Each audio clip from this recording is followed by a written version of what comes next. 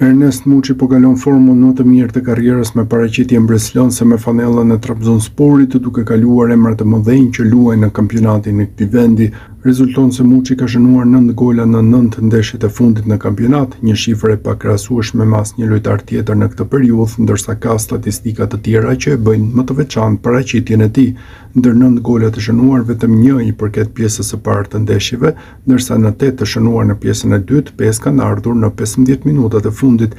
Pjesa më e madhe e tyre kanë qenë gola vendimtar, pasi fal këtyre 5 golave të shënuar në limite, Muçi ka siguruar skuadrës fitore të rëndësishme.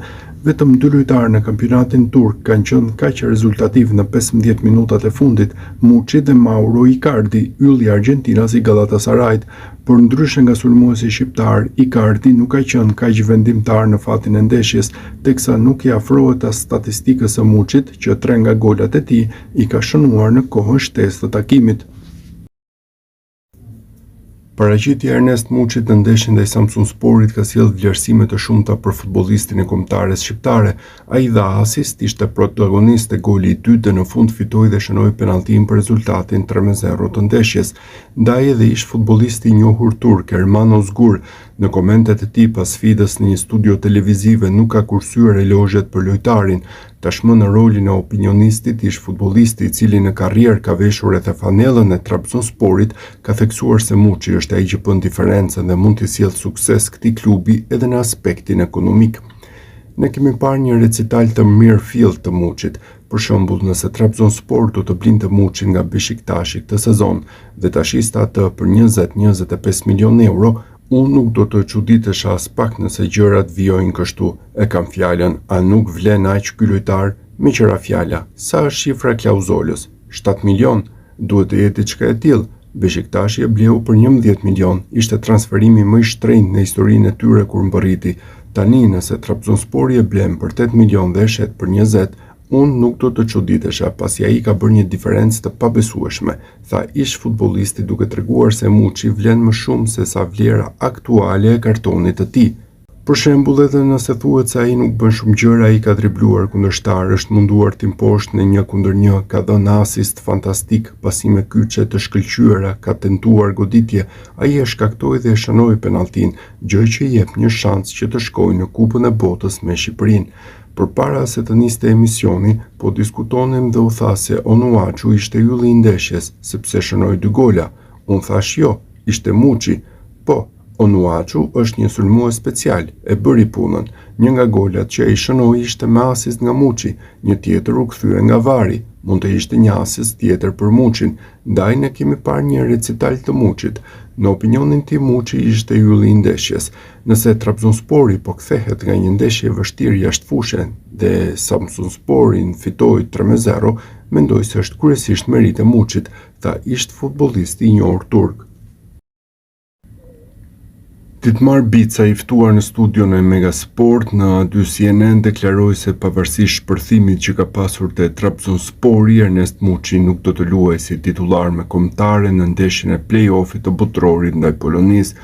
Muçi është lojtar klasi, është fantastik, kam parë që ka bërë një hap galopante dhe në lojën pa top në pjesën e fizikut.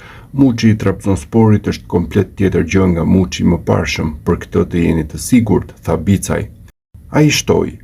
Por, po ju them diçka, mbajeni shënim këtë nga unë. Trajnerët janë pak të çuditshëm, nuk ndryshojnë gjë. Unë e di saktë se Silvinho nuk ka për të ndryshuar asgjë në formacion. Brojën e keni nga krahu i djathtë, të gjithë të tjerët siç jemi mësuar. E vetmja dilemë në kokën e Silvinhos do të jetë Arber Hoxha apo Myrto Uzuni nga krahu i majt. Kjo do të jetë dilema e madhe e tij pas asaj ndeshje me Serbinë. Muçi i jap vetëm 15% shans të luajë titullar kundër Polonisë, tha Bicaj. Ernest Muçi po kalon një sezon të jashtëzakonshëm te Trabzonspori, nga 24 nëntori është kryefjalë e klubit turk, në më pak se 3 muaj janë 12 gola dhe 5 asist të regjistruar si asnjëherë tjetër në karrierën e tij. Muçi ndërkohë është në ndjekje të rekordit të tij personal sa u përket golave në një sezon, ishte edicioni 2019-2020 kur u shfaq si ylli i ri i superiores, me Tiranën ja doli të shënoi 12 gola ku 7 i përkisnin kampionatit dhe 5 të tjerë Kupës së Shqipërisë. Tashmë është pranë thyerjes së këtij rekordi, ndërsa të gjithë gjasat janë që të ndodhë shumë shpejt. Muçi numëron 9 gola në kampionat dhe 3 të tjerë në Kupën e Turqisë me Trabzonsporin. 24 vjeçari po kalon kështu sezonin më të mirë në karrierë, edhe pse vetëm i huazuar te Trabzonspori shikohet si basti i fituar i trajnerit Fatih Tekke. Ernest Muçi është padyshim një nga protagonistët kryesorë të futbollit turk në këtë sezon, ku me fanellën e Trabzonsporit po dhuron paraqitje mbreslënse dhe po jep një kontribut të jashtëzakonshëm në fazën sulmuese të skuadrës së tij. Në fitoren 3-0 ndaj Samsunsporit ai kishte në të 3 golat e shënuar, duke dhënë asist i pari, duke nisur aksionin e të dytit dhe duke realizuar vetë të tretin.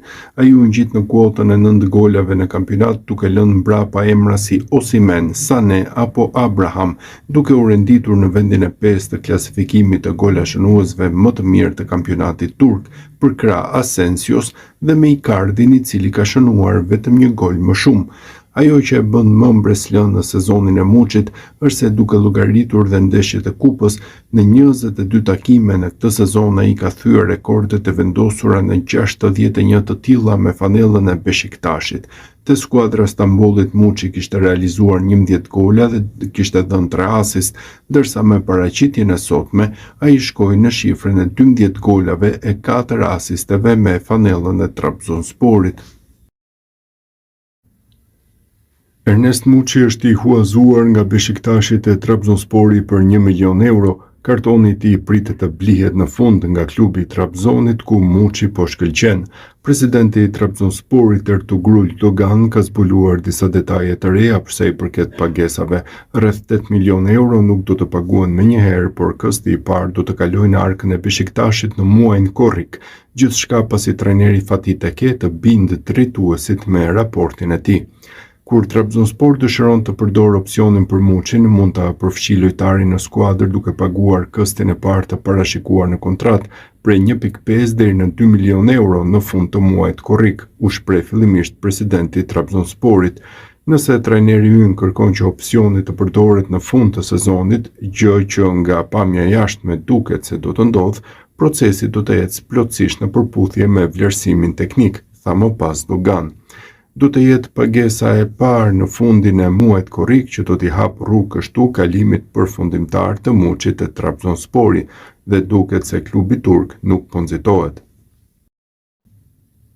Ernest Muçi është kthyer në protagonistin kryesor të klubit të Trabzonsporit në muajt e fundit, duke shënuar gola të bukur dhe padyshim të rëndësishëm për ecurinë në kampionat dhe në kupë.